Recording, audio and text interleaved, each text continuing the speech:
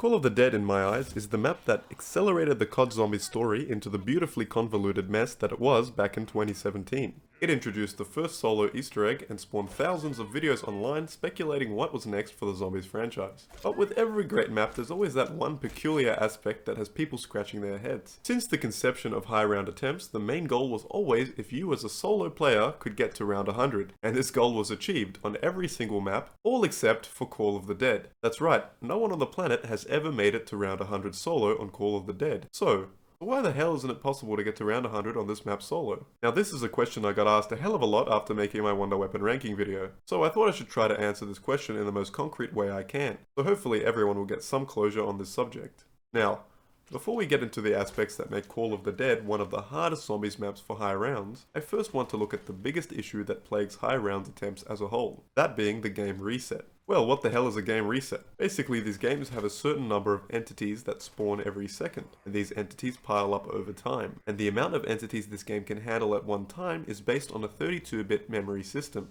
This means that a total of 2,147,483,648 entities will reset the game back to round 1, making high rounds a race against time. Relative to other Black Ops 1 maps, Call of the Dead has a considerable amount of stuff working in the background. For example, audio files, like the one used for the Ultimus crew and the many perk machines around the map. Hello? Can you help us?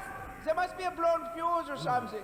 There are many others, but just both of these little things have a sizable contribution to how many entities are spawned per second. And the more entities needed for a map, the faster that reset will come. These resets are fundamentally inconsistent, however on average occurring anywhere between 60 and 75 hours into a game. So people who attempt high rounds don't have a set timer to work off of, so in a way, there is a big RNG component to worry about too. Some people may have a whole 1 or 2 hours more than someone else attempting the exact same round.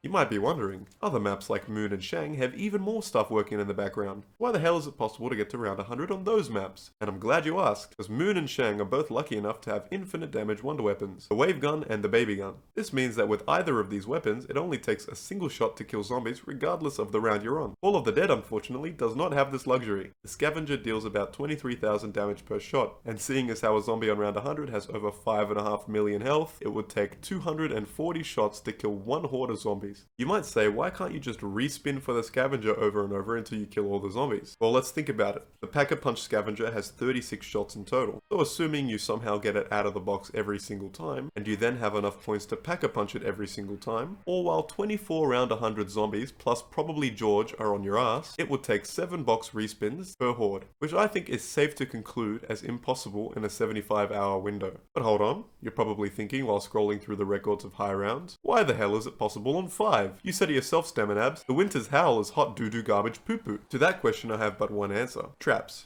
Yes, although it's a monumental pain in the ass, it is absolutely possible to use the buildable electric trap on 5 to carry you to round 100, but holy shit is it hard. You pretty much need to use the MPL to get enough points to afford the trap. But it's much easier said than done, because the space you have to train in is laughable. And if you do mess up, it's game over, because the Winter's Howl definitely won't save you if you need it, the useless piece of shit that it is. Anyway, back to Call of the Dead. This map does not have a single trap anywhere on the map. You might recall the flinger on the side of the ship, but sadly that doesn't count. For whatever reason, you can launch zombies with it perfectly fine, but they don't actually die, they just despawn and respawn somewhere else on the map, which I'm sure confused a hell of a lot of people when the map first came out. So that pretty much settles it, but before I go, there's one quick thing I want to address. The reason I keep specifying that it's impossible on solo and not co-op is because on co-op, you have access to the VR11's God Mode ability, in which shooting your teammate with it gives him or her infinite damage and zombie blood for a short amount of time, which will allow you to comfortably kill a horde of zombies per shot, which in some sadistic twist of fate makes the VR11 one of the best wonder weapons of all time if you're playing on co-op. There you have it, a concrete and hopefully understandable reason why round 100 on Call of the Dead is impossible solo. So please